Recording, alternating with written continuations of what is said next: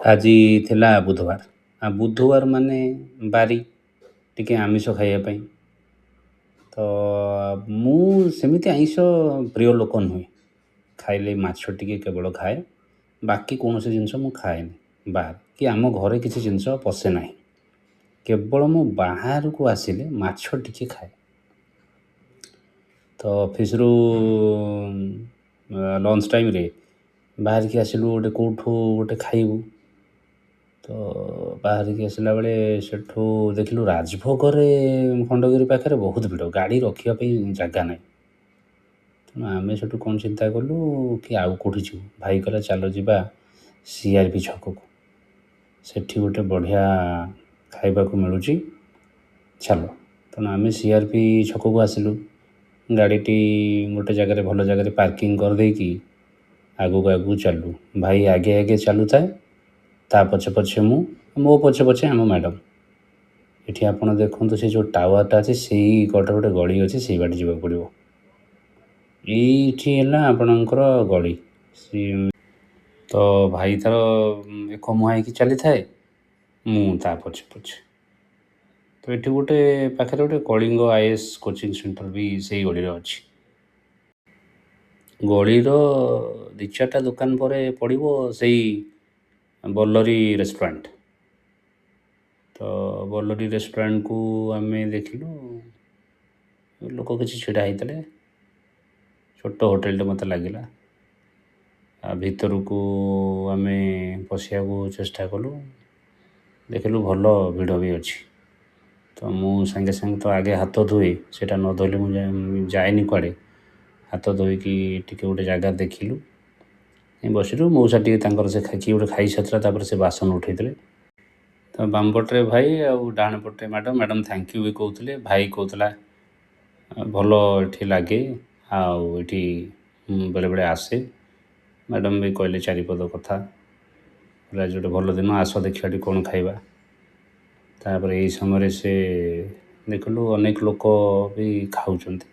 ସେ ପିଲାଟିକି ମୁଁ ବାର ଡାକିଲି, ତାପରେ ସେ ବହୁତ ଡାକିଲା ପରେ ସେ ଆସିଲା। ସେ ପିଲା ମୋତେ ପଚାରିଲା କ'ଣ ସାର୍ ଖାଇବେ। ମୁଁ ତ ଜମା ଜାଣିନି। ସେଠୁ ଭାଇକି ଆମେ କହିଲୁ ଭାଇ ତୁମେ କୁହ। ତ ଭାଇ ତାର ନିଜେ ଯେଉଁଟା ସବୁ ଜାଣିଛି ସେଇ ଜିନିଷ କହିଲା। ତ ସେଥିରେ ସେ ଆଳୁର ଗୋଟେ ମାନେ ଝୋଳ ହେଇଥାଏ, ଆଳୁ ଫାଳୁ ସବୁ ପଡ଼ିଥାଏ, ବଡ଼ ଆଳୁ ଆହୁରି ସବୁ କ'ଣ ପଡ଼ିଥାଏ। ତାପରେ ଆଳୁ ଚକଟା, ଶାଗ, ଛୋଟ ମାଛ, ଡାଲି, ଭାତ, ବଡ଼ିଚୁରା, ଆଉ ଗୋଟେ ଖଟା, ସବୁ ଆଣିଥିଲେ। ସେଇଟା ଥିଲା ମ୍ୟାଡ଼ାମ୍ଙ୍କର, ଏଇଟା ଥିଲା ଭାଇର, ମୋର ଆସିନଥିଲା।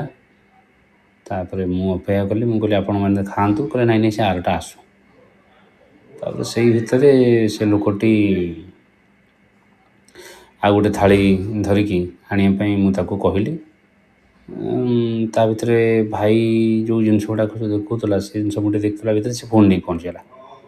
ତ ମୁଁ ସେ ଯେଉଁ ଆଳୁର ଇଏଟା ଦେଖିକି ମୁଁ ତାକୁ ମନା କଲି, ନାଇଁ ସାର୍ ଆପଣଙ୍କର ଯଦି ଭଲ ହେଇଛି। ମୁଁ କହିଲି ନାଇଁ ସେଇଟା ମୁଁ ଖାଇବିନି। ଆଉ ତାପରେ ସେଇ ଯେଉଁ ମାଛର ଦେଇଥିଲା ବେସର, ସେଇଟା ମୁଁ କହିଲି ନା ମୁଁ ମାଛ ବେସର ଖାଏନା, ମୋତେ ଟିକେ କାମ କରନ୍ତୁ, ମୋତେ ଛୋଟ ମାଛ ଭଜା ଆଣିକି ଦିଅନ୍ତୁ। ସେଠୁ କହିଲି, ଭାଇ ଖାଇବା ଆରମ୍ଭ କଲା। ମ୍ୟାଡ଼ାମ୍ ବି ଖାଉଥିଲେ। ମ୍ୟାଡ଼ାମ୍ କହୁଥିଲେ ହଁ ଠିକ୍ଠାକ୍ ଅଛି। ପତ୍ର ପୋଡ଼ାଟା ଅତି ସୁନ୍ଦର କରିଥିଲା, ଛୋଟ ମାଛର ବହୁତ ବଢ଼ିଆ କରିଥିଲା। ଆଉ ଭାଇ ମୋତେ ଟିକେ ସେଥିରୁ ଦେଲା। ମୁଁ ଟିକେ ଭାତରେ ଡାଲି ଗୋଳେଇ ଅଳ୍ପ ଟିକେ ଖାଇଲି। ମଝିରେ ଭାଇ ଯେଉଁ ଆଳୁଟାକୁ ଖାଉଥାଏ ମୋତେ କହୁଥାଏ, କହିଲେ ତୁ ଖାଇଲୁନି ସିନା, ସେଇଟା ଆକ୍ଚୁଆଲି ବହୁତ ଭଲ। ଏଇଟା ଗୋଟେ ଭାଇ ମଗେଇଲା, କଲା ଅଣ୍ଡା ପୋଡ଼ା ଦିଅ। ଆଉ ଅଣ୍ଡା ପୋଡ଼ା ମୁଁ ଜାଣିକି ଆଶ୍ଚର୍ଯ୍ୟ। ମୁଁ କହିଲି ଅଣ୍ଡା ତ କାହିଁ ନାହିଁ। ତାପରେ ଭାଇ କହିଲା ଅଣ୍ଡା ପୋଡ଼ା ମାନେ ମାଛର ଯେଉଁ ମଞ୍ଜିକି କୁହନ୍ତି ଅଣ୍ଡା ତାଙ୍କ ଆଡ଼େ। ତାପରେ ମୁଁ ଗୋଟେ ମାଛର ପୋଡ଼ାଟେ ଆଣିଲି। ମାଛ ପୋଡ଼ାଟା ଆକ୍ଚୁଆଲି ଭଲ ହେଇଥିଲା। ଆଉ ସବୁ ଜିନିଷ ଆମେ ଖାଇଲୁ। ଖାଇସାରିକି ଆକ୍ଚୁଆଲି ହାତ ଧୋଇଲୁ। ସେ ଦୋକାନରେ ବି ମିଠା, ବିଭିନ୍ନ ପ୍ରକାର ମିଠା ବି ବିକ୍ରି ହେଉଥିଲା।